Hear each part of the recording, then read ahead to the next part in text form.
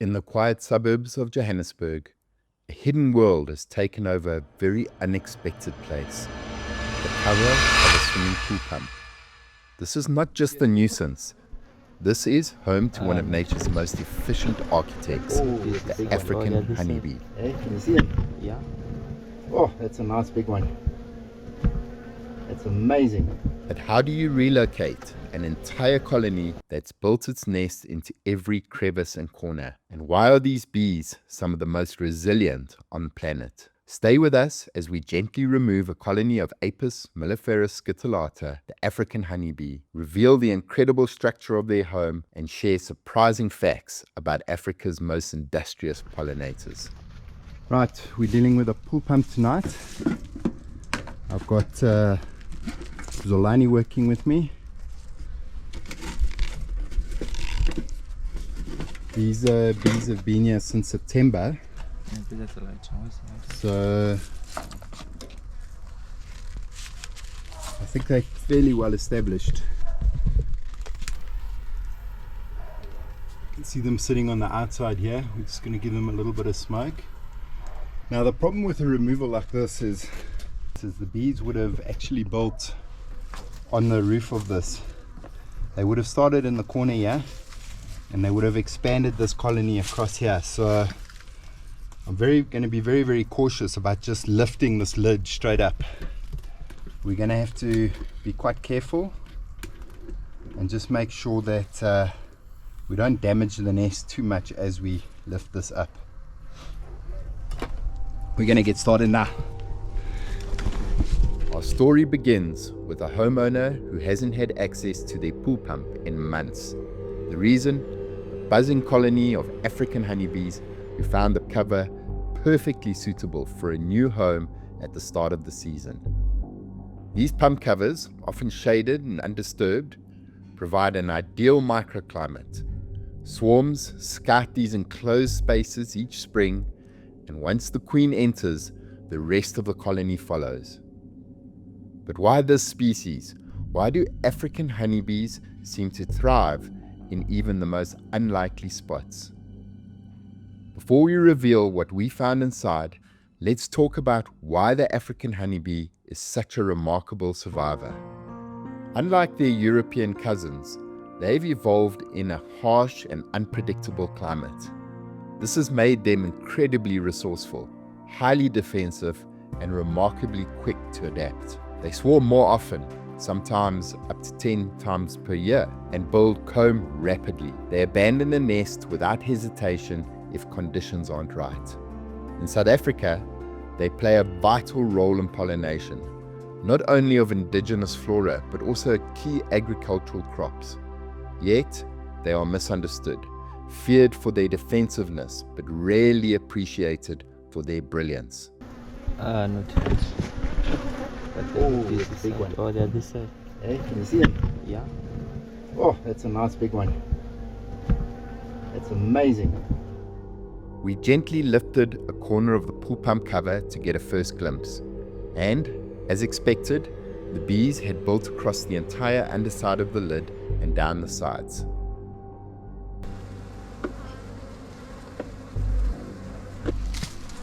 Okay. This is a beekeeper's conundrum.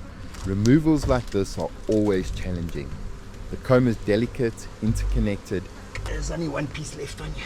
It's fine. and any Okay, lift attempt that to side. open the cover bring inevitably it over. causes it to break apart. We had no choice but to proceed carefully. With slow, deliberate movement, we lifted the lid, hoping the nest might retain some structural integrity.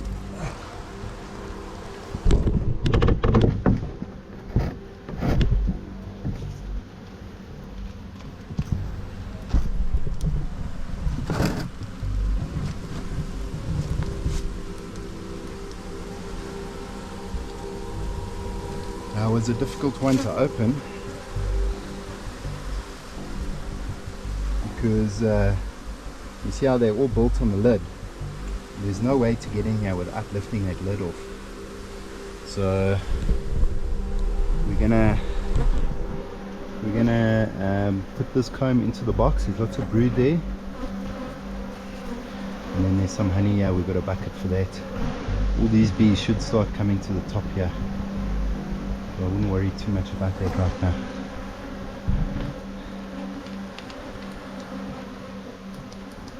Yeah, they calm when we switch to red, eh? You hear it? Once inside, we deployed our custom bee vacuum designed to gently collect bees without harm.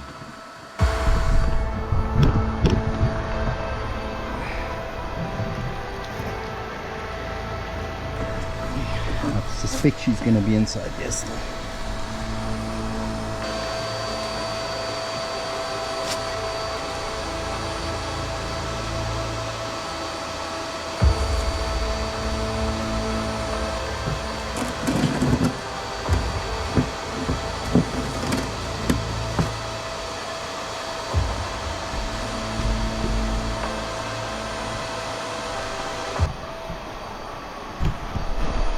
Are you struggling?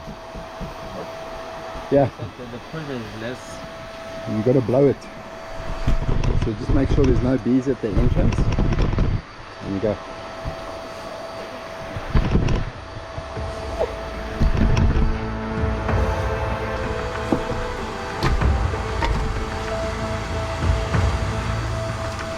So Zolani, that big piece that's dropped down there, if I hold your light, are you able to pick it up? This top piece, this first piece here. Yeah, can you pick it up? Not breaking. Okay, so let's vacuum the bees off here.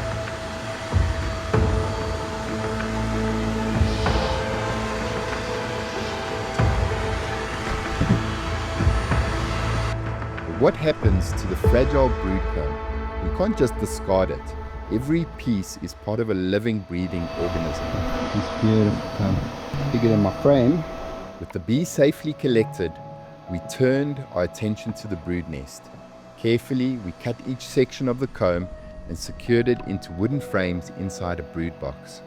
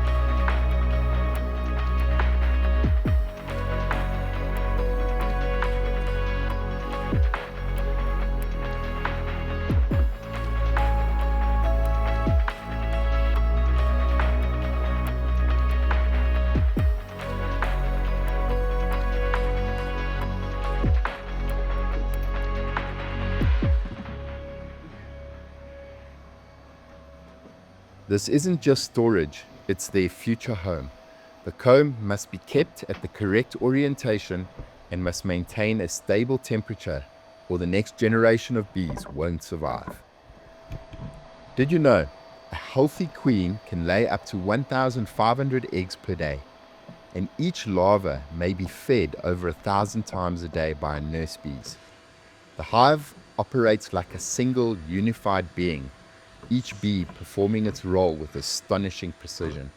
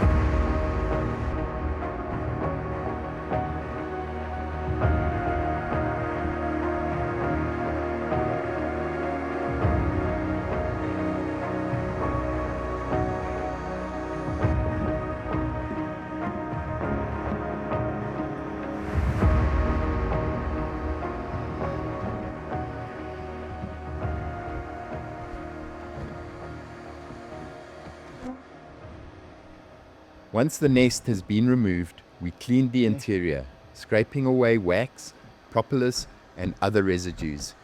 These remnants, if left behind, could attract robber bees or even prompt other swarms to move in. With the area cleaned, we prepared for transport. The bees, still secure inside the vacuum canister, were taken to our apiary. There, beneath the canopy of the blue gum trees, their new hive, with the carefully preserved brood, awaited.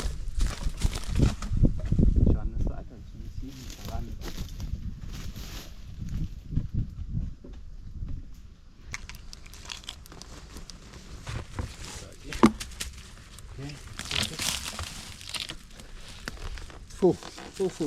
Eh? Look at that. See the camera. No, you can't even see through there. There's so many bees. Can you see them? Oh, it's full. Moving, eh? It's full. It's going to be a good one.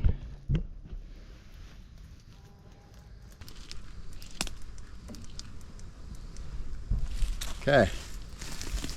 Red light.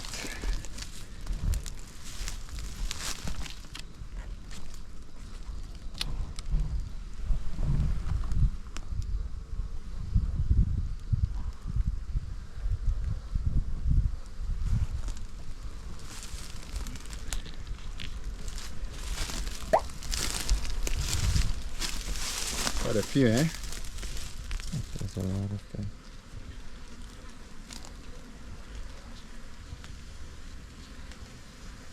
Take a good shot.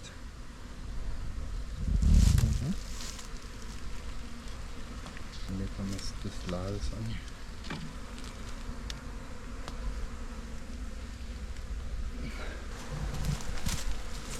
They're calling out on top of it.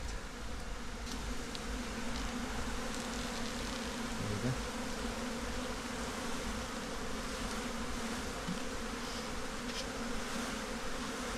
At the apiary, we gently brushed the bees from the vacuum chamber into the brood box, where their comb had already been arranged. The scent of wax, brood pheromones, and the unmistakable signal of the queen allowed the colony to regroup and reorient.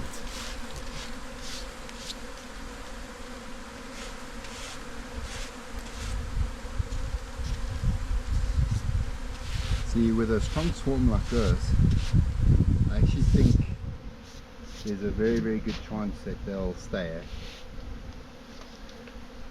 because they're very, very strong. I mean, there's lots of bees, eh? Yeah. Hopefully we'll see.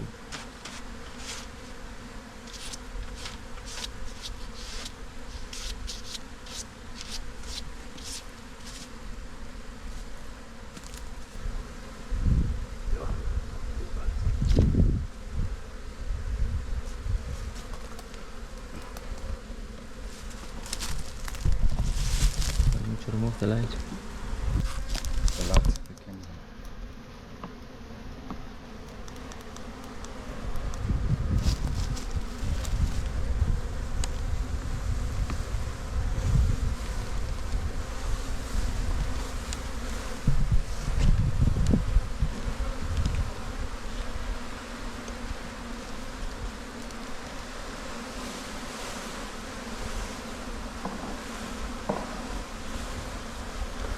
Plenty, eh? Yeah.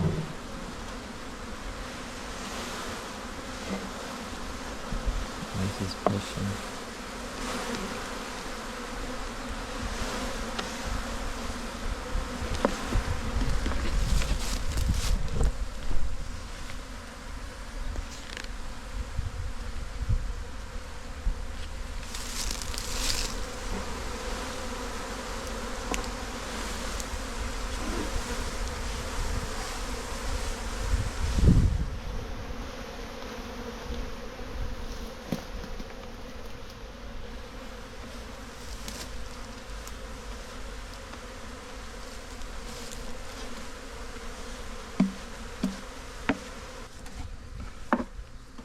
What would your estimation be in number of bees, do you reckon? Maybe somewhere around Eh? thousands. 1,000? Maybe 3. 3,000? You don't think more than that? And that's a lot of bees.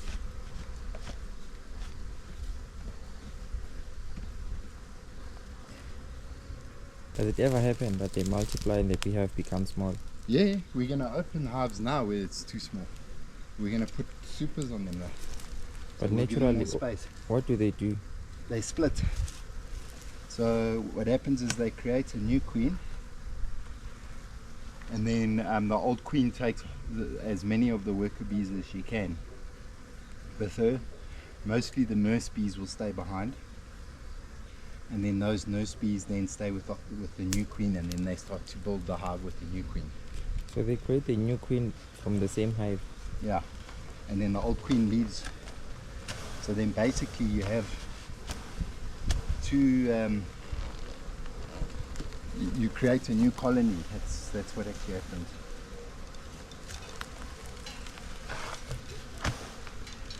That's interesting. Another successful removal.